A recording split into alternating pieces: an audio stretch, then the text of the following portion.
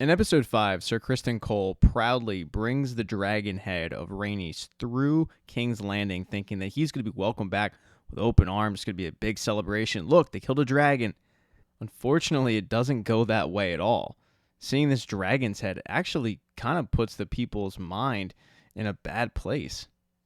He does, however, give credit to Aegon for killing the dragon, even though it was Aemon who did it.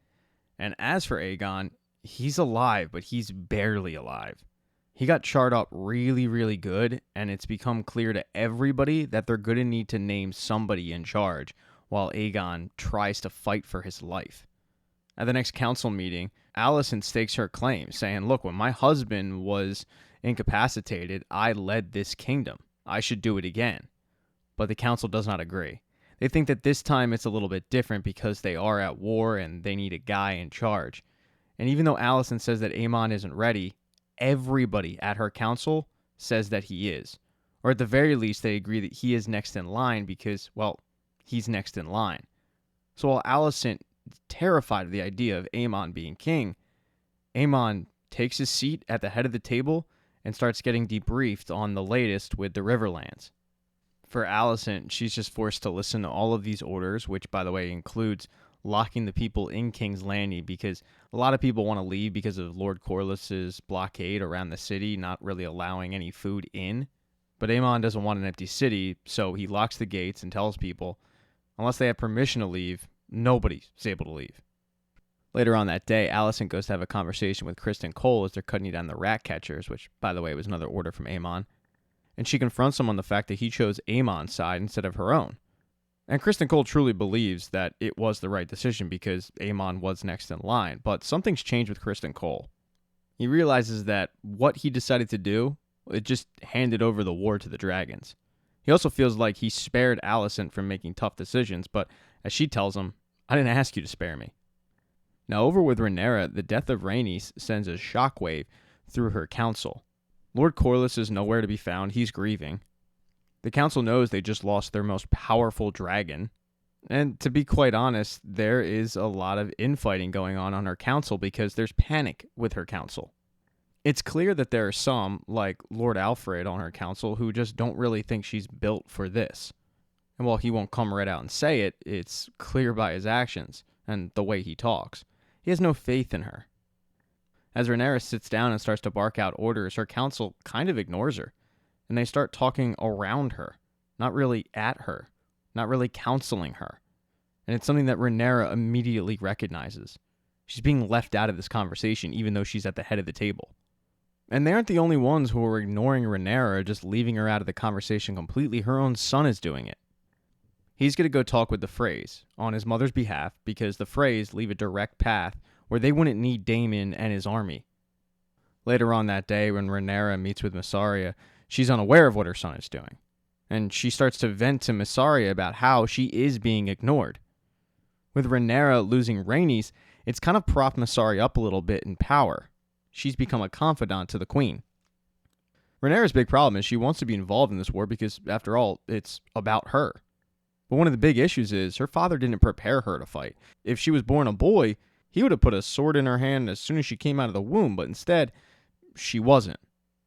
She feels like her own council looks at her as weak, especially every time they bring up Daemon's name, like they need him. When she admits that she doesn't know her part, Mysaria tells her that Criston Cole made a grave mistake with that dragon's head, parading it around like it was a prize, because what it really did was backfire on him, and the people think it's a bad omen. People are afraid, bread is scarce, the king has fallen. And the whispers that go around King's Landing is the fact that when Viserys was alive, there was peace, and now there's not. Rhaenyra casts that aside because, after all, it's just whispers. But Mysaria says, don't just cast aside the thought of your subjects. There's a lot of people in there that support you. Mysaria then reminds her that there's other ways to fight a war. And that's something that Rhaenyra hadn't even thought of, the power of the people. So with her blessing, she sends a servant back into King's Landing to kind of churn up that rumor mill a bit. After talking to Mysaria, Rhaenyra meets with Baela. After all, Baela did just lose her grandmother, and Rhaenyra just lost her hand to the queen, so they're both grieving at the moment. The real reason, though, why she called Baela is because she wants Baela to go talk to Lord Corlys. She wants Lord Corlys to be her new hand. She knows that she needs a trusted council member, and Lord Corlys would be it. He's the next best thing, but he's grieving at the moment, and Baela's probably the only person that could get in touch with him and get through to him. So Baela goes and meets with her grandfather that night, and at first he just doesn't want to hear it. He's acting like he's the only person who's lost somebody. Like he was the only one who was attached to Rhaenys. And Baela has to remind him, hey, Slappy, she was my grandmother. I lost somebody too in this. She then hands her grandfather over the pin that signifies that he would be the hand. At first he has no interest, but Baela gives him a lot of tough love, and as she's walking away, allowing her grandfather to make this decision, whether he wants to be the hand to the queen or not, he yells back at her, I'm going to make you my heir. And she says, I am blood and fire. Driftmark must pass through salt and sea. When Lord Corlys goes back to his very empty castle and sits on his meaningless throne, he has time to think about it, and he decides, you know what? This is how I'm going to honor my wife, by becoming the hand to the queen and making sure her death is not in vain. Rhaenyra hasn't gotten this good news yet when she decides she cannot wait for Daemon any longer. She's been sending Raven and Raven and Raven to Daemon, but he's left those ravens on red. So she calls upon Lord Alfred, and she tells him, I'm going to need you to go to Harrenhal and get a decision from this guy. Find out what's going on in his head, find out if he's actually creating an army for me or if he's creating an army for himself. But whatever you do, come back with some answers, because we need to plan on what we're doing next. As Lord Alfred goes out, Jace returns from his little side mission, and it was successful.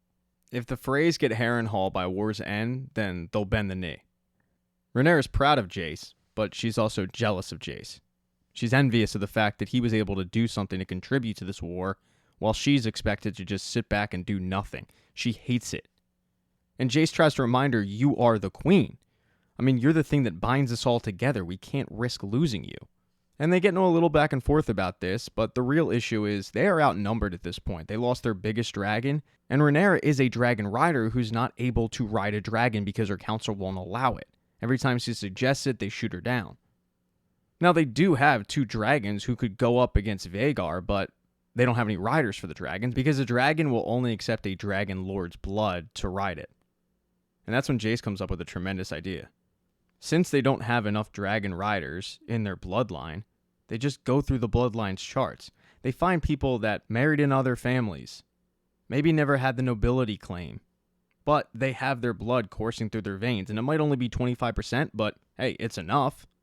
And sure, not everybody's going to be able to ride dragons, but if they can find 1, 2, 3, 4 people, that'll tip the scales of the war in their favor. So now all they have to do is go through the bloodlines and find those people. As for the big question of what's going on with Daemon and Harrenhal, well, those dreams are getting worse and worse. In the latest one, he has sex with his mother. He doesn't know it's his mother. It's awkward, it's hot, it's steamy, and then it's gross. But he's not just having problems sleeping. He's having problems creating an army. The Riverlands are completely different than anywhere he's ever been. They don't respect dragon riders. They don't care about him. And he gets a first-hand experience in this when he approaches the Bracken on his dragon and he says, the terms are simple. You either renounce the false king as a usurper and join our side, or we're just going to burn your entire house down. And Lord Bracken is willing to die. He calls Daemon's bluff. He turns around and he walks away. And Daemon doesn't do a thing about it. He brought Lord Blackwood with him on this mission, and Blackwood thinks that Daemon should have stuck to his guns and just burned them all alive. But Daemon says, no, I actually want people like that. People that would rather die than switch sides. Yeah, I need those people. Since his methods didn't work, he sends Blackwood to go reason with the Brackens. Persuade them to join sides. And that's not going to be easy because they've been feuding for generations. When Daemon returns to Harrenhal that day, he does have faith that Blackwood will get the Brackens to join sides, and because of that, he wants to get the house in order. That's when he gets the unfortunate news that Harrenhal has no money. The castle needs to get fixed up, and when Simon Strong suggests that maybe Daemon, being emissary to the queen, could just write to her and ask for money, he shoots that down and says no right away. He's in charge of Harrenhal, he'll figure it out. As Daemon is leaving dinner that night, Simon Strong says, very well, your grace. But Daemon stops and turns around and says, you should address me as your king. And Simon corrects him and says, "But you're the prince." To which Damon asks him, "What would you call the husband to the queen?" "Well, the king, consort." And Damon thinks about it and says, "There's really no need for the second part of that." So that's kind of an idea of where Damon's mind is at. The next day, Damon starts to fix up Harrenhal for the arrival of the Brackens and the Blackwoods, but he has an interesting conversation again with Alice Rivers. As she starts trying to heal his hands up because they were split open while he was cutting firewood, she says, "I hear strange things from Brackenland, Stone Edge, Lambswood, and Moray." And Damon gets excited and said, "So there's news?" She says, "No. What I hear in the wind. It's cries of anguish. Children being taken from their mothers, men coming home to find their doors unlatched, their wives carried away." Damon tells her that the Brackens had their chance to come along with his side, and maybe if they think that their children's lives are at risk, they'll think twice about their decision. And Alice fights back on this, questioning if that's really the army he wants, men who hate him and fight for him only under duress. And this sparks a back and forth conversation to which neither are going to agree to the other person's side. When Alice gets up to leave, Damon doesn't allow her to, and he says, "Aegon is unlikely to survive. And that means the realm is going to suffer if Aemon rules. Just hope that you never have to encounter him. He'll cut you down." And Alice cuts him off and says, "Well, I heard the same thing about you, but I'm not going to cross you anymore. I'm sure all your tactics are approved by the queen." And Damon turns to her and says, "She cannot succeed. Even if I willed it to be so, the people who support her will not be led by her. They look to a man for strength, and who's better suited than me? When I take King's Landing, Rhaenyra is welcome to join me there. She can take her place by my side, king and queen ruling together."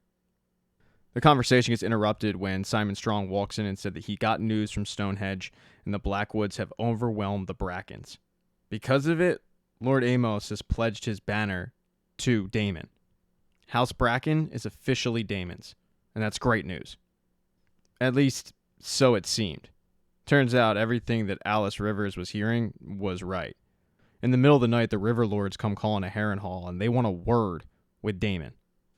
They don't like the way that William Blackwood handled himself in getting the Brackens in line. They understand punishing the Brackens, but the Blackwoods went after innocent people here, women and children. One of them speaks up and says, "They were speaking for you.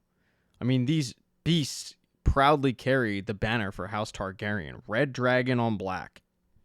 And that's when Daemon is visited by his dead wife, who tells him that there's been a terrible war that's been visited on these lands. She then asks if Daemon's been looking after their girls, but then she disappears and Daemon's back in the conversation. Hearing the River Lords just tear him down, saying that they're not surprised. After all, this is a guy who ordered the death of a child in his mother's arms. The final blow is when one of them steps forward and says, "Know this, interloper, the Riverlands are an ancient place. Watch closely by the eyes of old gods and new.